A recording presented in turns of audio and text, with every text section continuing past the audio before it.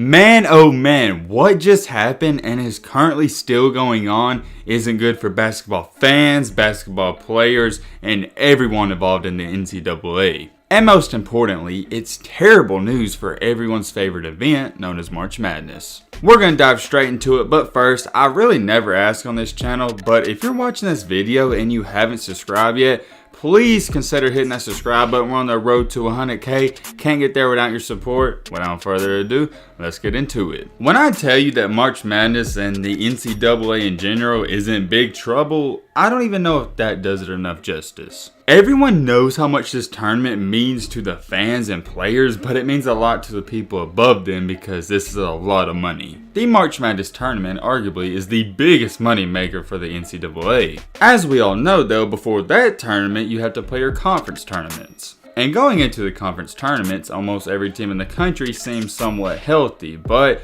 maybe playing the conference tournaments was a terrible idea. Duke basketball won 2 games in their conference tournament, and they was on the bubble trying to get in, but they had a positive test, so they had to quit. Not only them, but in that same conference, Virginia, the #1 seed, got kicked out as well. Then, to make things worse, Kansas got kicked out of their own tournament too in the Big 12. I know what some of you are thinking, and I was thinking the same exact thing. Oh, it's not a big deal. It is the conference tournament, but they'll be good for the March Madness. And that may not even be the case, and these teams are going to be lucky just to participate. Every team in this tournament is required to produce 7 consecutive days of negative test results in order to play. And March Madness starts on the 19th, I believe, if I'm not wrong, and right now it's the 13th.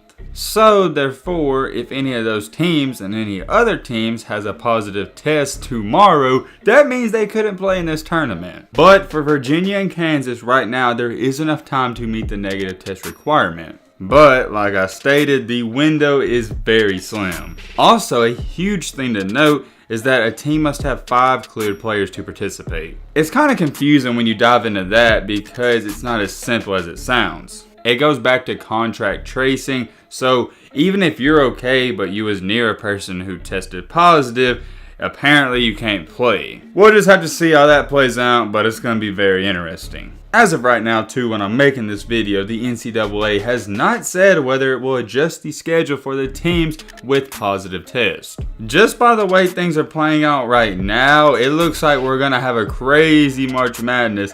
And it's not even going to be for the basketball reason. I'm going to say it right now, there's going to be at least 1 to 2 teams that get kicked out of this tournament. And you want to know what's even cooler about this? Is that the fact that we're going to have replacement teams waiting to fill in. So yes, somehow Duke could still wind up playing. Quote unquote, should any team selected to the field be impacted by COVID-19 and forced to withdraw, there is a plan to quickly replace the school in the bracket. So pay attention to the bubble. Even if a team doesn't get in that's on the current bubble, they may get in because of this rule. But listen to this, there will not be any replacement teams once the tournament begins. So say the tournament's picked tomorrow and a team has COVID, they can be replaced then. But when this tournament starts, say the second round a team gets COVID, then nobody can replace them, so I guess the other team just moves on. They've said right now if any team is forced out for medical reasons, then the opponent will move on. That's really interesting and also unfair, but hey, that's I guess how you gotta do it. I mean, life isn't fair.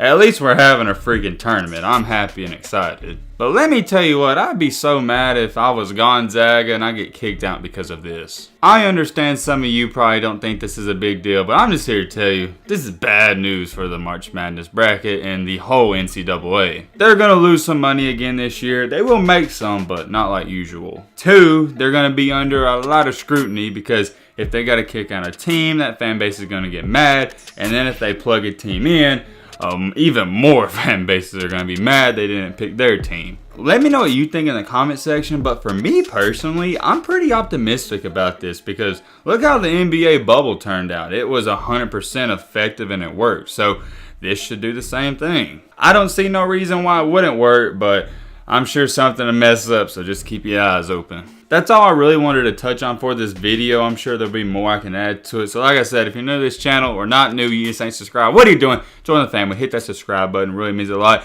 And I really appreciate all the likes, everything you do for me, all the comments. Love you guys. And as always, let's be great. I'm out, y'all. Peace.